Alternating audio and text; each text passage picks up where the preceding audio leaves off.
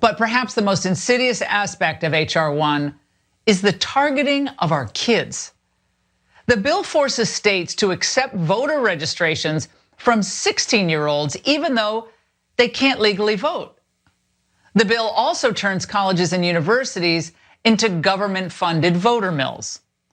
H.R. 1 creates campus vote coordinators, and those are positions and they hand out cash to schools that register students. In other words, schools that churn out the most Democrat voters.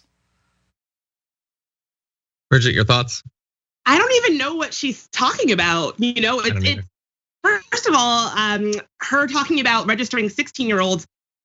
So actually, there are some places like Hyattsville, Maryland, Tacoma Park, Maryland, where 16-year-olds actually can vote in local elections. And so that's not that unusual. And just registering 16-year-olds to vote doesn't mean that they are then able to vote in presidential elections if they're not 18. So her fear mongering about that is just completely based. It's a complete fabrication. And then this idea of college campuses being turned into government mandated voter mills. I have no idea what she means other than people will help college students get registered to vote, which should be a good thing. I mean, it really is just her fear mongering and using this kind of bogus, like, oh, think about the children. Won't someone please think of the children narrative to scaremonger about something that I think is obviously a pretty good thing. Yeah, she starts off with they're targeting our kids by giving money to register them to vote. Wait, no, but how's that targeting? That's like saying like, Kids R Us is targeting our kids. Well, it's about kids, I guess. I don't know. Is Harry Potter targeting our kids? I don't understand what you're talking about, except that it's trying to play into, it's about the kids. And it's a voter mill because they'll register them. She doesn't even imply that as part of that funding, they would be indoctrinated to support one party or another. There's not even an attempt like anything like that, nor is there an attempt to explain why Republicans aren't interested in trying to appeal to those voters. As with all of their other arguments against voting, they never actually grapple with the possibility that fighting voting isn't the only option, that in theory, they're big boys and girls, they could try to appeal to those people. They could, I don't know, like support a policy that people actually like. They could identify, recognize, and try to solve a problem that might be facing young people. But there's no attempt to even do it. There's no acknowledgement that that's even an option that they could engage with. It's objectively bad that these young people might be registered so that someday they can legally vote. That's a terrible thing, and we want to scare you with that. Yeah, and really, honestly, listening to that clip, this is voting dis and misinformation just pumped right into people's faces, pumped right into like the faces of people who are already indoctrinated by this kind of thinking. And I think it's so irresponsible to put this on the air. Reading it is one thing, but hearing the way she says it and knowing that millions of Americans are getting this pumped into their homes every night and perhaps not questioning the things that she says, this is a disinformation campaign that is meant to really have a negative impact on our democracy, and it's just so irresponsible. Yeah.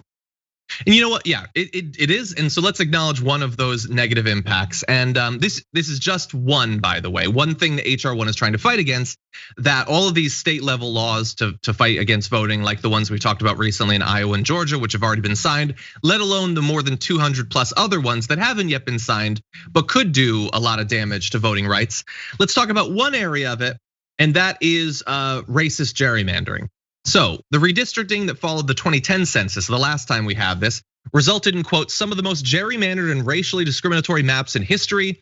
But the next cycle of redistricting could be even more fraught with abuse in southern states, according to a new report from the Brennan Center for Justice at New York University Law School.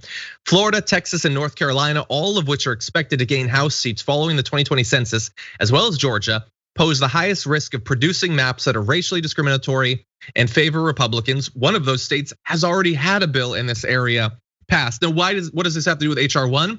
Well, HR 1, in addition to all the other things we've talked about, public financing, cybersecurity, registration, all that stuff, also fights back against gerrymandering by establishing an independent commission, which, by the way, some states already have. This would be a federal one, to use scientific metrics of inequity in racial representation based on voter preferences. And so it would stop some of the most extreme racist gerrymandering, which previously things like the Voting Rights Act might have stopped before that was completely defanged by the Supreme Court. So this could be very important, not just in all those other ways, but specifically in stopping some of the most racist voter suppression that we've seen.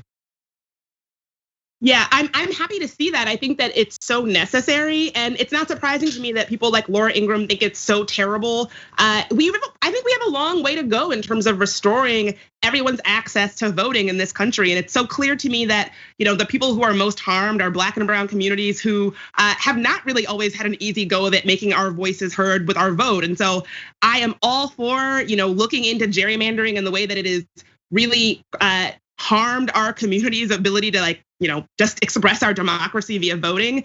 And I guess Laura Ingraham can just stay mad about it.